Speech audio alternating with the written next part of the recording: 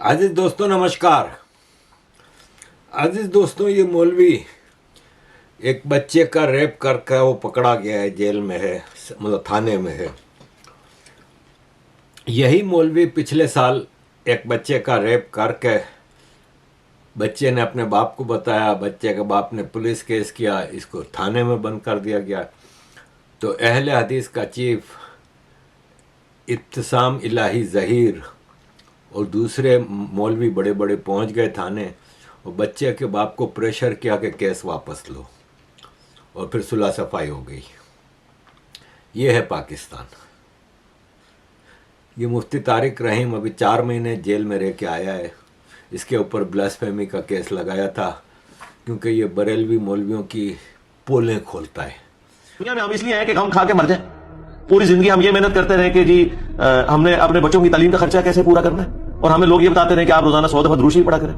بھائی فرائض اپنے پورے کریں, باقی بہتر مستقبل کے لیے جہاں آپ جا سکتے ہیں جائیں, حلال کمائیں, اور اس کے بعد محنت کرنے کے بعد اس ملک کو دیں تاکہ یہاں پہ جو پاورٹی سرکل میں لوگ ہیں وہ باہر نکل سکیں. باقی یہاں کچھ نہیں رکھا ہوا. یہ میں بار بار اس لیے کر رہا ہوں کہ کسی بھی خواب خیالی کے اندر کوئی نہ رہے. مجھے ریئلٹی پتا ہے میرے بھائی, اس وقت PhD لیول کے لوگ ڈیٹا آپریٹر کے طور پر جاب کر رہے ہیں 30-40 ہزار کی. یہ اس طرح ہوتا ہے دنیا کے اندر. انجینئرس کی 30-40 ہزار کی نوکری لگی ہوئی ہے جو ایک ریڈی مان بھی کما لیتا ہے. تو اس ملک کے اندر یہ ہے. یہ جب ہم یہ باتیں کرتے ہیں کہتے ہیں یہ ٹیلنٹ باہر بھیج رہا ہے. آپ نے ٹیلنٹ کو قتل کرنا ہے. میں ان کو یہ کہہ رہا ہوں کہ جان بچا کے وہاں چلے جاؤ, یا تم قتل ہو جاؤ گے یا خودکشی کر لو گے. تو میں تو بڑی نیکی کر رہا ہوں. ٹیلنٹ تو ان ملکوں کی ضرورت ہے جہاں پہ اس کے بائی کرنے والے موجود ہیں. ہاں اپریشیٹ دوسری کوئی مواقع بھی ہونا. پاکستان میں کوئی مواقع ہیں کہ یہاں پہ پڑھا لکھا طبقہ رکے؟ کیوں رکے, کس لیے رکے؟ ان کی غلط کاریاں بتاتا تھا. اس کے اوپر بلاسفیمی کا کیس لگا اور اب یہ چھوٹ گیا. کیوں؟ اس لیے کہ بریلوی مولویوں کی اس وقت حالت پتلی ہے. لبیک کا کیا حال کیا پاکستان آرمی نے. لبیک کے 2 ٹاپ کے گینگسٹر سعد رضوی اور انس رضوی غائب ہیں. کہاں گئے؟ 4-5 مہینے ہو گئے. 100 سے زیادہ لبیک کے کارکنوں کو مار کے ان کی لاشیں دفنا دیں چپ چاپ. اور یہ دونوں بھائی غائب ہیں. تو غائب ہیں تو ظاہر آرمی کے پاس ہوں گے. مفتی طارق رحیم نے آپ کے سامنے رکھ دی, ساری پولیں کھول دی ان کی. عزیز دوستوں یہ ہیں پاکستانی. اب یہ UK اور یورپین یونین نے Canadian Pakistani oil tycoon Murtaza Lakhani کے اوپر سینکشنز لگا دیں, کیونکہ یہ ماسکو اور دوسرے جو انٹرنیشنل لاز ہیں ان کو وائیولیٹ کر رہا تھا. عزیز دوستوں پاکستانی ہیں نا, ان کی دبئی میں انویسٹمنٹ پراپرٹی سیکٹر میں 100 بلین سے زیادہ ہو چکی ہے. اب یہ سوچیں کہ 1 بلین کی انویسٹمنٹ کے لیے 1 بلین کی IMF کی قسط کے لیے پاکستان IMF کے ہاتھ پاؤں جوڑتا ہے.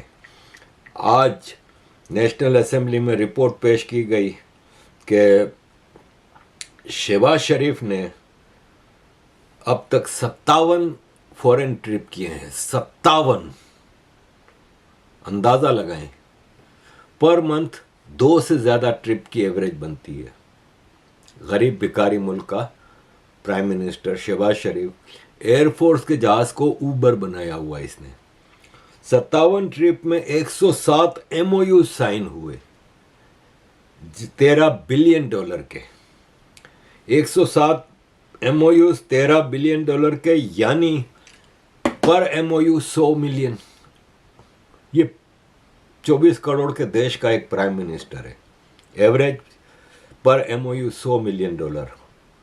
اور ہم نے ابھی تک شہباز شریف کے ٹینیور میں پاکستان آتا ہوا $1 بھی کا انویسٹمنٹ نہیں دیکھا. MOUs تو سائن ہو جاتے ہیں, وہ تڑکھا دیتے ہیں کہ یار وہ ایئر فورس کے جہاز میں بیٹھ کے آیا ہے, پورا ڈیلیگیشن لے کے, اپنے بیٹوں کو لے کے, اپنی فیملیوں کو لے کے 5 اسٹار ہوٹلوں میں ٹھہرتا ہے بیچارے کا. چلو MOU تو سائن کر دو.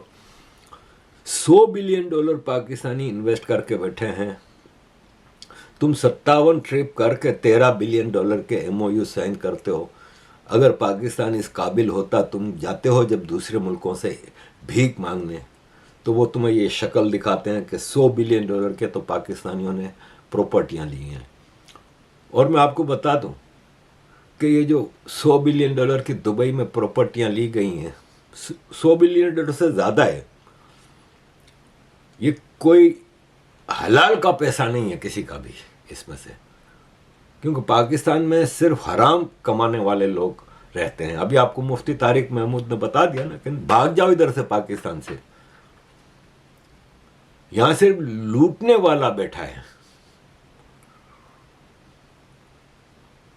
میں ایک گندی مثال دوں گا لیکن دینی پڑے گی. مجھے اکثر پوچھا جاتا ہے مختلف جگہوں پہ کہ پاکستان میں کس قسم کے لوگ رہتے ہیں، تو میں کہتا ہوں 2 قسم کے لوگ رہتے ہیں، ایک مارنے والا ایک مروانے والا، تیسرا کوئی ہے ہی نہیں پاکستان میں. مردار قوم ہے یہ،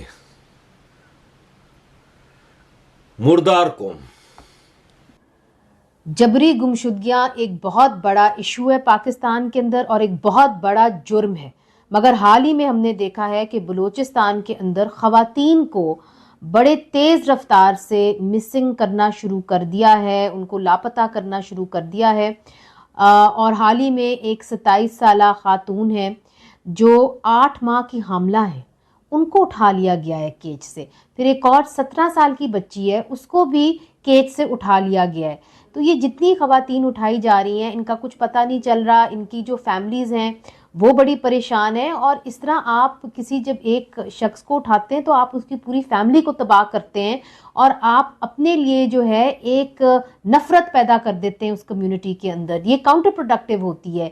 عدالتیں موجود ہیں، قوانین موجود ہیں، اگر آپ کو ان کے اوپر کوئی شک ہے تو آپ ان کو عدالتوں کے اندر لے کے آئیں، آپ ان کو قانون کو آپ حرکت میں لائیں، آپ پولیس کے ذریعے آپ ان کو قانونی طور پہ اریسٹ کریں تو پھر آپ کے اوپر کوئی انگلی نہیں اٹھائے گا. مگر اس طرح اگر آپ لوگوں کو لاپتہ کرنا شروع کر دیں گے تو میرا خیال ہے کہ آپ اپنے لیے بھی لوگوں کی نفرت اپنے لیے بھی آپ اس کو لیں گے، اور دوسری طرف یہ کہ آپ اتنا بڑا جرم کریں گے لاچار لوگوں کے اوپر، غریب لوگوں کے اوپر، کہ میرا خیال ہے کہ اس کی کہیں بھی اس کی جتنی بھی مذمت کی جائے وہ بھی کم ہے. آپ کی نہ کہ یہ آپ کی اپنی لوکل قوانین کی خلاف ورزی ہے، جو آپ نے انٹرنیشنل قوانین بھی سائن کیے ہیں، یہ اس کی بھی خلاف ورزی ہے. تو ہم اس کی سخت مذمت کرتے ہیں اور ہم ریاست سے یہ اپیل کرتے ہیں کہ فوراً جو ہے اس عمل کو بند کرے اور جو لوگ اس عمل کے اندر ملوث ہیں ان کی اکاؤنٹیبلٹی کرے. منیزہ جہانگیر نے ابھی آپ کو بتایا، جرنلسٹ ہیں، عورتوں کو مسنگ کر رہے ہیں. ابھی تک تو مسنگ پرسن میل ہوتے تھے، عورتوں کو بھی مسنگ کرتے ہیں. اس سے زیادہ گھٹیا دنیا میں کسی کی آرمی، کسی کے رولر نہیں ہوں گے. عزیز دوستوں، یورپین یونین نے کراچی کو صاف پانی دینے کے لیے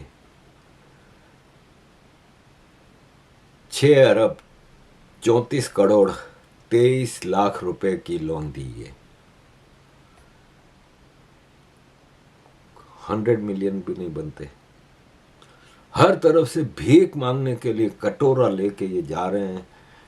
ورلڈ بینک پاکستان کو $700 ملین کی لون اپروو کی ہے، جو کہ مختلف فیز میں ملیں گے. میں واپس کہوں گا کہ شرم آنی چاہیے ان کو کہ $100 بلین خالی دبئی کا بتایا ہے یہ $100 بلین. آپ اندازہ لگائیں کہ باقی ابو دھابی، شارجہ، عمان، آپ کو میں بتاؤں سعودی عرب میں بھی اب پراپرٹی کا اعلان الاؤ ہو گیا ہے. میرا ایک دوست بھی کہہ لیں اور یہ ہمارا مالک مکان ہوتا تھا، کیونکہ ہم جب کراچی میں رہتے تھے نا، کھارا در میں، میٹھا در میں، تو پگڑی سسٹم، جیسے ممبئی میں بھی پگڑی سسٹم ہوتا ہے کہ گھر آپ خریدتے ہیں لیکن وہ ایک نومینل کرایہ دینا پڑتا ہے آپ کو. تو ہم نے 77 میں سعودی عرب سے واپس آ کے ہم نے گھر خریدا تھا، میرا خیال ہے 2 لاکھ روپے کا، 4 بیڈ روم کا اپارٹمنٹ تھا. تو مالک مکان، ہم 4th فلور پہ تھے، 2nd اور 3rd فلور مالک مکان کے پاس تھے. تو وہ 125 روپیہ کرایہ خالی، وہ پگڑی سسٹم سمجھ گئے ہوں گے آپ, آلموسٹ مالکانہ ہوتا ہے, تو وہ مالک مکان کہلاتا تھا. تو ہم, اس کا بیٹا جو تھا نا وہ میرا دوست تھا, ہم ایک عمر کے تھے, اور اب وہ امریکہ میں رہتا ہے. تو فیس بک پہ جب میں نے بہت زیادہ ہٹ ہوا تھا یوٹیوب پہ آنے سے پہلے, تو اس نے مجھے میسج کیا تھا اور پھر فون پہ بات ہوئی تھی. میں نے کہا ابو تمہارا باپ کیا کر رہا ہے؟ تو کہتا ہے وہ مدینہ, سعودی عرب میں مدینہ میں ایک گھر خرید کے دے دیا ہے, تو وہ بس وہاں پہ نماز پڑھتے ہیں اور وہیں عبادت کرتے ہیں اور وہیں رہتے ہیں. تو جتنے حرام کمانے والے ہیں نا, انہوں نے سعودی عرب میں بھی مکہ مدینہ میں اپنے اپنے گھر لے لیے ہیں. تو پورا سال کوئی نہ کوئی جاتا رہتا ہے, کبھی بیٹی عمرے کے لیے جا رہی ہے, کبھی بیٹا جا رہا ہے, کبھی چاچا جا رہا ہے, کبھی ماما جا رہا ہے, تو وہ اپارٹمنٹ یوز ہوتا ہے, ہوٹل میں نہیں جانا پڑتا. یہ تو خالی گلف کی ہے.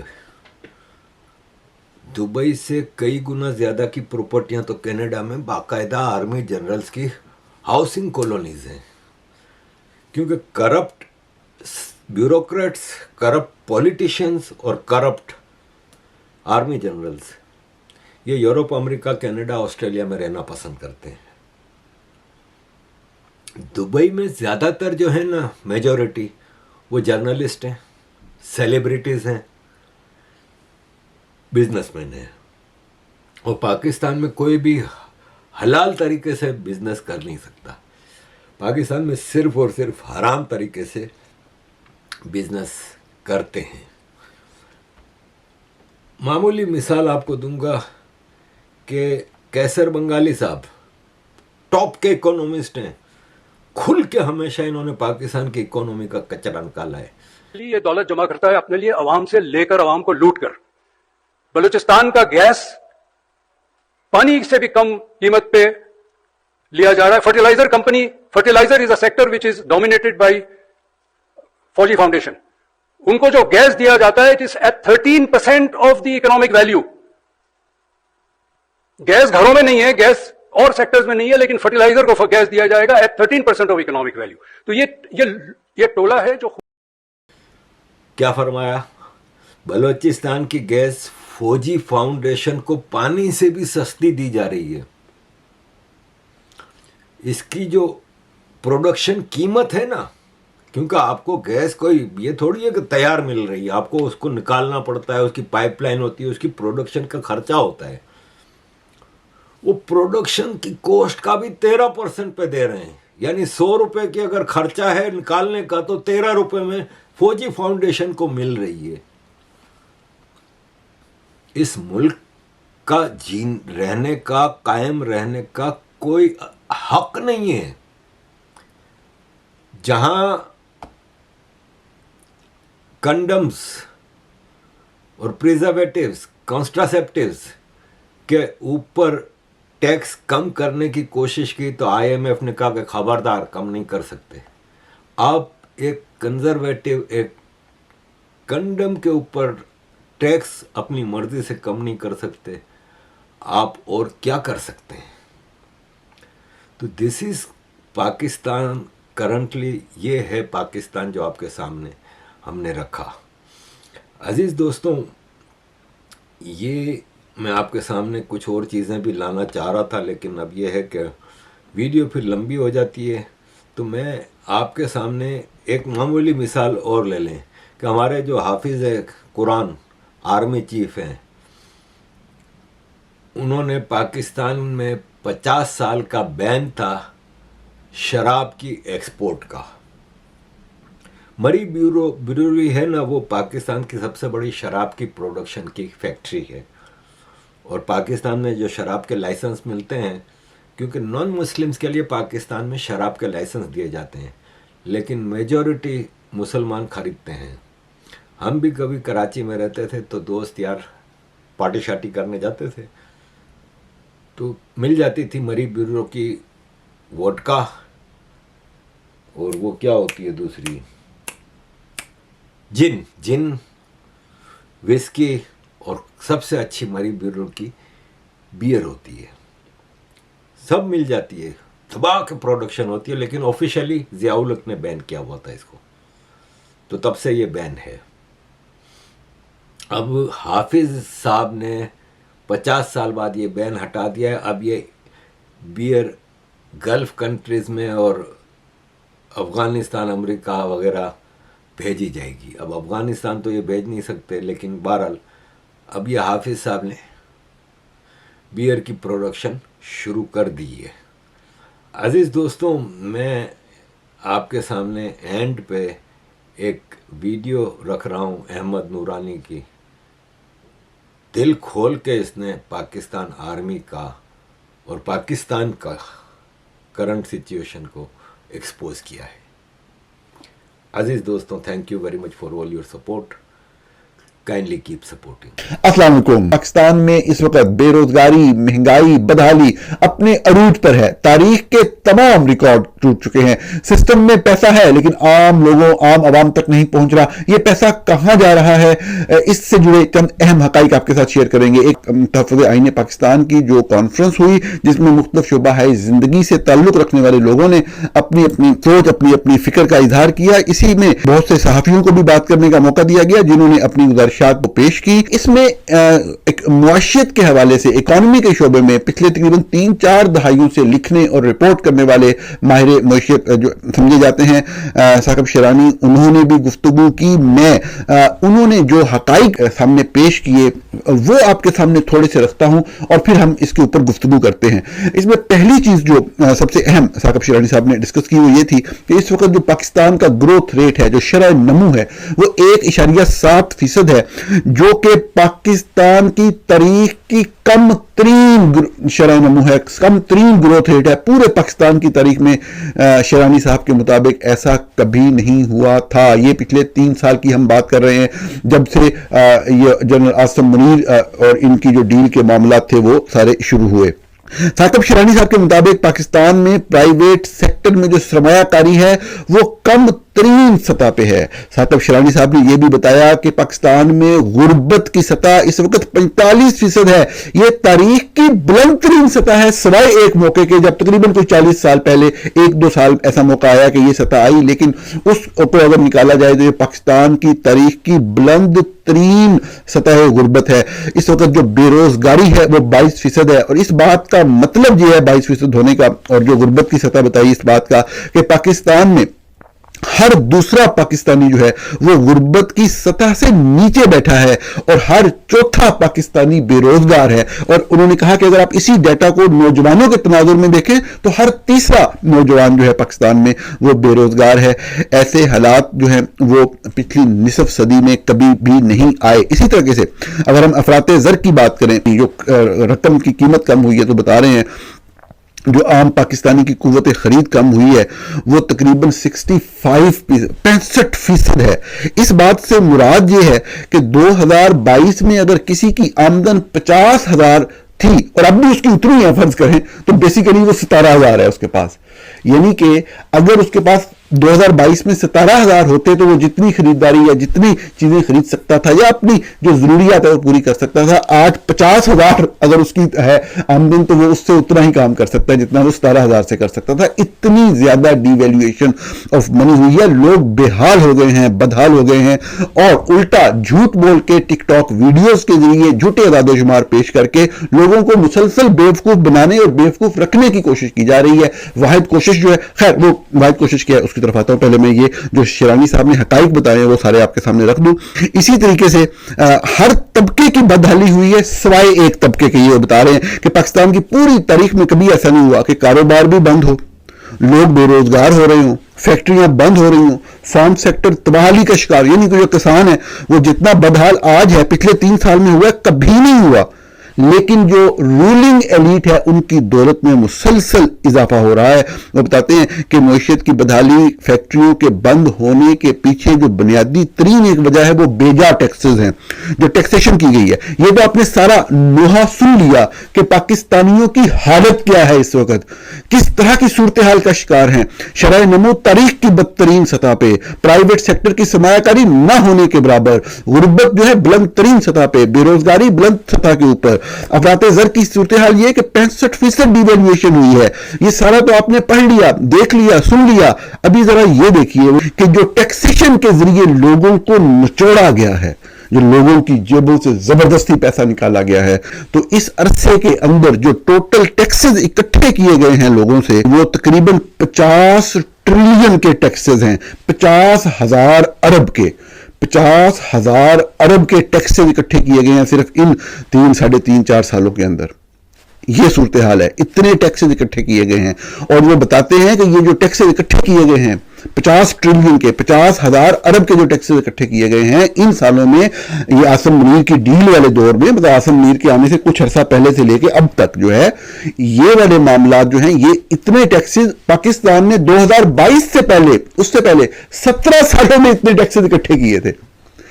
2022 سے پہلے اگر آپ کاؤنٹ کرنا شروع کر دیں تو جو پچھلے 17 سال ہیں, یعنی کہ تقریباً 2005 سے آن ورڈ 2022 تک جتنے کل ٹیکسز اکٹھے کیے پچھلے 3-4 سالوں میں, اتنے پیسے حکومت پاکستان کے پاس آئے. آپ سمجھ رہے ہیں؟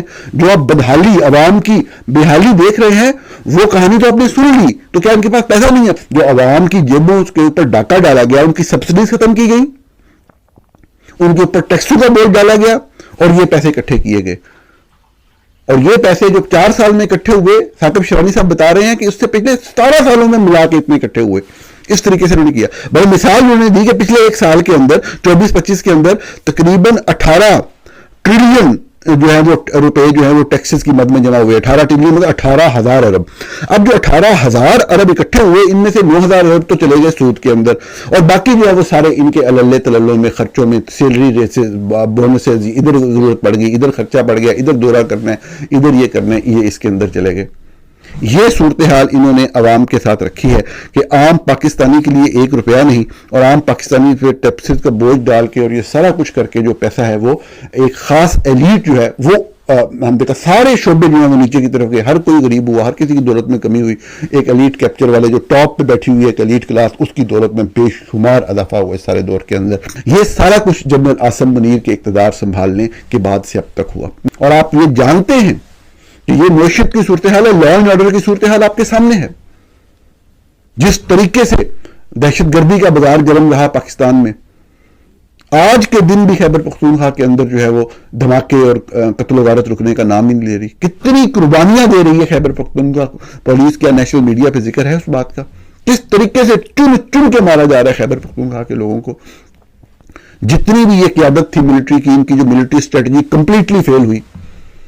بجائے کہ ایسے مجرموں کو پکڑ کے جیلوں میں ڈالا جاتا, جنرل آصم منیر جیسے مجرموں کو جن کے اوپر ثابت شدہ جرم ہے, قتل و غارت کو دیکھیں آپ, یہ دیکھیں کہ لوگوں کے گھروں میں گھس کے بچوں کو اغوا کیا گیا, سب کے سامنے, سب کو معلوم ہے.